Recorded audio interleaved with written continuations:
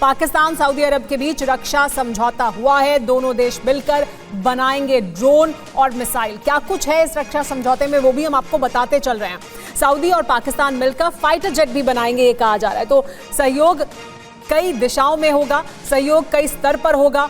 लेकिन जो सबसे बड़ी चिंता की वजह है वो क्या है? सऊदी अरब और पाकिस्तान के बीच जो डील हुई है उसके लिए भले ही दोनों देशों की सुरक्षा के लिए कहा जा रहा हो कि ये डील की जा रही है, लेकिन एक खतरा है जो बहुत बड़ा है। वो क्या है वो समझिए। 14 सितंबर को दोहा मीटिंग में पहुंचे पाकिस्तान के उप प्रधानमंत्री इशाक डार ने इस्लामिक नेटो की अपील की और ये कहा कि जरूरत पड़ने पर परमाणु शक्ति पाकिस्तान इस्लामिक देशों के साथ खड़ा रहेगा। मतलब आप समझिए, इसका साफ है कि पाकिस्तान का परमाणु बम किराए के लिए है, यानी जिसको चाहिए होगा उसके लिए मौजूद रहेगा। इससे पहले भी वो ये दुनिया में जो टेक्नोलॉजी है उसे बेच चुका है, भले ये डील दो देशों के बीच हुई हो। UEN Jaipur is a perfect target for prospective students aspiring for good jobs, good education with future-ready skills. लेकिन परमाणु खतरा कहीं ज्यादा है, क्योंकि परमाणु जो बम है या परमाणु जो हथियार हैं वो गलत हाथों में अगर पहुंचते हैं तो वो एक बड़ा सवाल होगा। हमारे साथ ग्रुप कैप्टन विनोद ऑगस्टीन बने हुए हैं।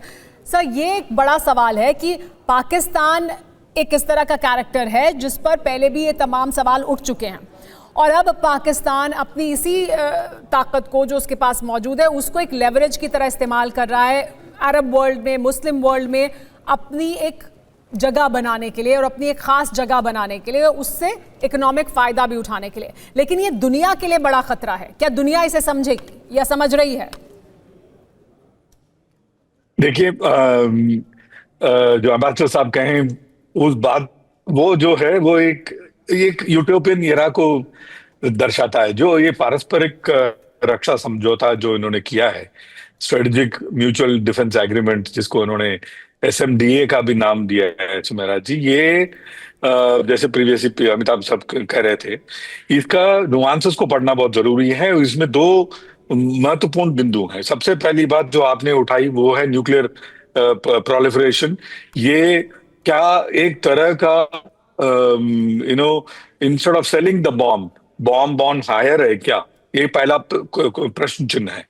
दूसरा सबसे बड़ा प्रश्न चिन्ह ये है, एक नेटो जैसा एक अभी दो देशों के बीच बना है, अगर इसके बीच इजिप्ट कूद जाता है, इंडोनेशिया या मलेशिया कूद जाता है, या फिर UAE ज्वाइन कर जाता है, क्या एक नेटो जैसा समीकरण बन रहा है क्या, या बनने की संभावना है क्या? अगर ऐसा बन जाता है तो ये क्षेत्र जो है इसका रूपरेखा ही बदल जाएगा सुमेरा जी।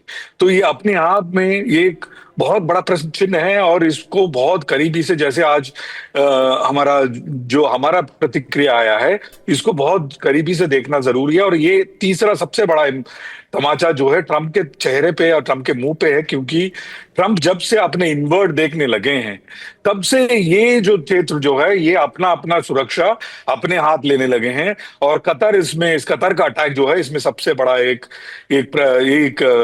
क्या बोलते हैं, the straw that broke the camel's back कहते हैं।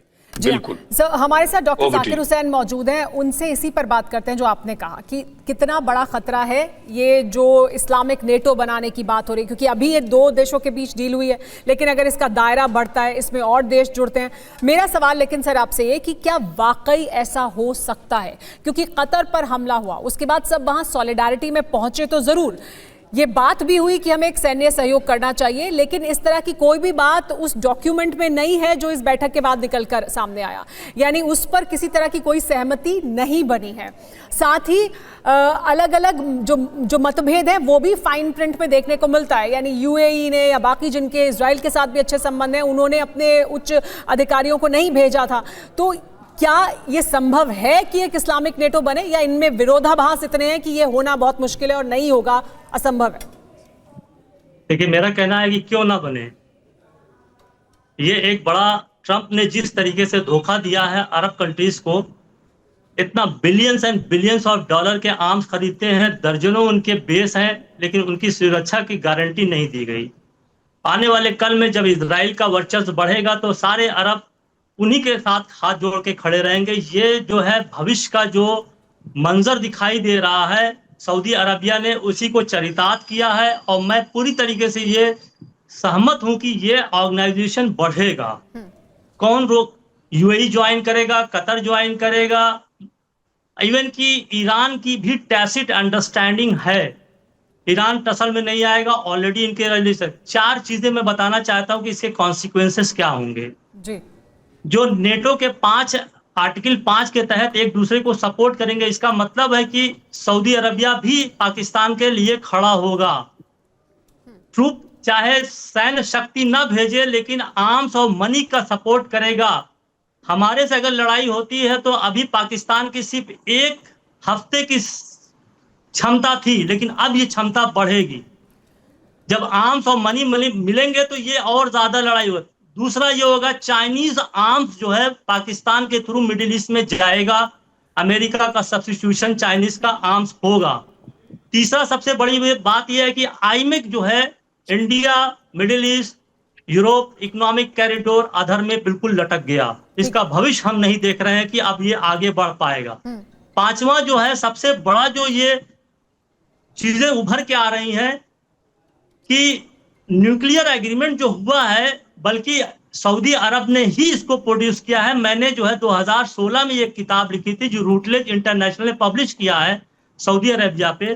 तो उसमें सऊदी अरब ने ओपनली जो है सोर्सेज, पब्लिक सोर्स पे हमने जो गैदर किए तो $14 बिलियन दिया था पाकिस्तान को, और उसी के तहत उसने जो है लीबिया को बेचा था, उसी के तहत नॉर्थ कोरिया को बेचा था, उसी के तहत ईरान को बेचा था। पैसा नहीं था। तो जाकिर साहब, तो आप ये कह रहे हैं कि दरअसल इस पूरे वक्त सऊदी अरब का ये एक बैकअप प्लान था जो उसने रेडी रखा था कि अगर अमेरिका गारंटी नहीं देगा तो हमारे पास है, जिनको हम पहले से फंडिंग कर रहे हैं और जिनका परमाणु हथियार या परमाणु बम हम कभी भी ले सकते हैं, जो फॉर हायर मौजूद है। ईरान के खिलाफ था, शुरू में ईरान के खिलाफ था। किंग अब्दुल्ला ने कहा था अमेरिकन राजदूत से कि cut the head of the snake. Snake यहाँ पे ईरान था। अब सिचुएशन बदल गई, चाइना का बहुत बड़ा यहाँ पे रोल बढ़ेगा जो अमेरिका के लिए हेडअप होगा। और हम क्या करेंगे? ठीक है, लेकिन मेरा जो आपसे सवाल था वो फिर भी बना हुआ है। मैं चाहूंगी इस पर आप संक्षेप में बात करें ताकि मैं अपने बाकी मेहमानों के पास फिर उस सवाल को लेकर जाऊं। विरोधाभास इतने हैं मिडिल ईस्ट में एक दूसरे के साथ, इजराइल को लेकर उनका रुख क्या है, उसको लेकर, अपने हितों को लेकर, अमेरिका के साथ संबंधों को लेकर क्या बन सकता है? क्योंकि अब जबकि कतर पर हमला हुआ तब भी सब एक साथ आए तो, लेकिन उसके बावजूद वो एक साथ नहीं थे। तो क्या ये हो भी सकता है या ये दरअसल सिर्फ अमेरिका को दिखाने के लिए तमाम एक्सरसाइज है? नहीं, ये अमेरिका को दिखाने के लिए नहीं है, ये रियलिटी है। मल्टीपोलर वर्ल्ड का एक शुरुआत हो चुकी है, मल्टी अलायंस सिस्टम भी डेवलप हो रहा है। और इसमें चाइना का रोल बहुत ज्यादा बढ़ता जा रहा है, जिसको हमको समझना पड़ेगा।